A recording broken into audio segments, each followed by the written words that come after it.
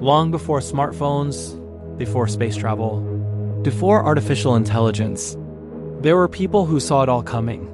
Thinkers, dreamers, visionaries who looked into the unknown and somehow described the world we live in today. This is part 2 of those who predicted the modern world, long before it happened.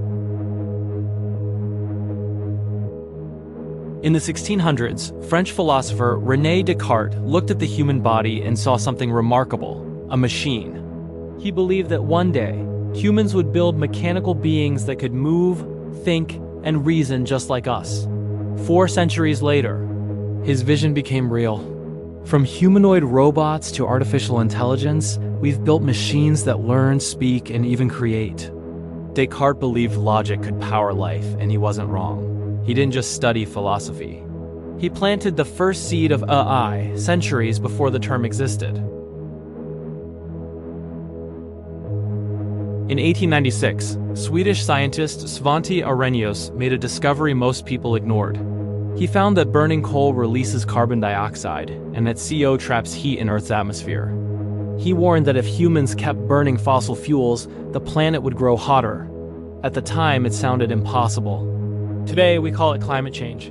Arrhenius didn't have satellites, data, or modern tech, just math and vision. He predicted our environmental crisis over 100 years before we faced it. A man of science, who saw the planet's future with terrifying clarity. In the 1940s, British mathematician Alan Turing changed the world. He built machines that could think, breaking Nazi codes and saving millions of lives. But Turing's greatest idea came later. He said machines could one day learn from experience, improving themselves without human help. That's what we now call machine learning. Every chatbot, every AI, they all trace back to his theory. Turing asked one question that still defines our time: can machines think? And if they can, how long before they outthink us? In 1818, at just 19 years old, Mary Shelley wrote Frankenstein. It was a story about a scientist who brings the dead back to life and pays the price for it. But Shelley's story was more than horror. It was a prophecy. She imagined cloning, organ transplants, and synthetic life, ideas centuries ahead of science. Her novel warned of what happens when humans try to play God. Today, her fiction echoes in real-life laboratories where life itself can be created. Mary Shelley didn't just write a monster story. She wrote the first warning about genetic engineering. In the 1700s, inventor Benjamin Franklin was obsessed with electricity. He believed it could change how people live, think, and communicate.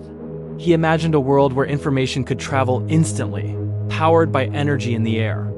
At the time, it sounded impossible. But today, we live in it. Phones, the internet, and instant messaging, all built on his dream of electrical communication. Franklin once said, "What's to come will be beyond imagination." And he was right. He didn't just harness electricity, he sparked the digital age.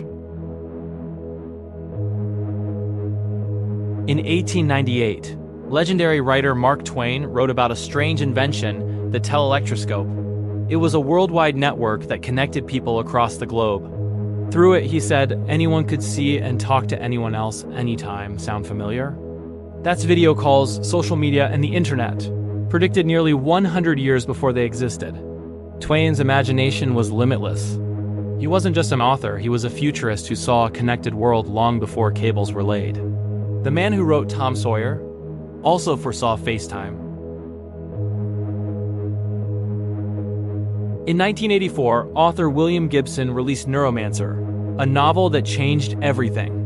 He introduced a word no one had heard before: cyberspace. In his story, people connected their minds to a digital world, lived through screens, and escaped reality through code. He predicted the internet, hacking, and even virtual addiction before any of it existed. Today, his fiction is our reality. We live, work, and dream inside the cyberspace he imagined. Gibson didn't just write the future. He invented the language to describe it. In the early 1900s, environmentalist Aldo Leopold warned that nature could not survive endless human greed. He wrote that every part of nature, soil, water, animals was part of a system we couldn't afford to break.